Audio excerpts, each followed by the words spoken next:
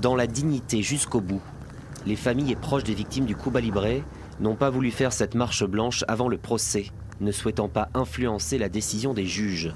Un mois après le délibéré, ils ont bravé la pluie et se sont donné rendez-vous à Rouen, afin que personne n'oublie les 14 victimes décédées dans la nuit du 5 au 6 août 2016. Il ne fallait pas que le rideau tombe comme ça a tombé le jour du procès.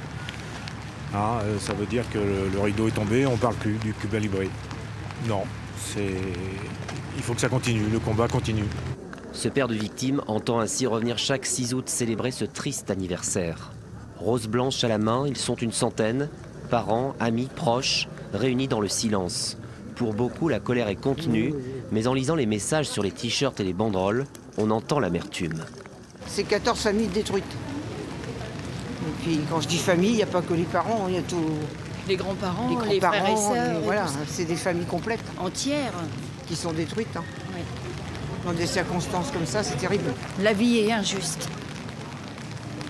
Faut jamais que ça se reproduise en fait. C'est pour ça qu'on est là.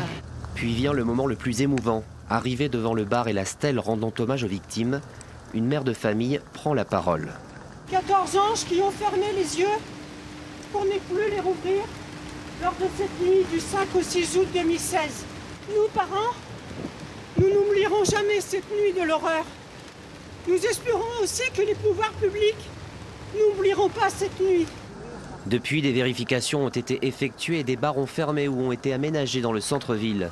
Mais la législation n'a toujours pas évolué pour renforcer les contrôles dans les établissements recevant du public.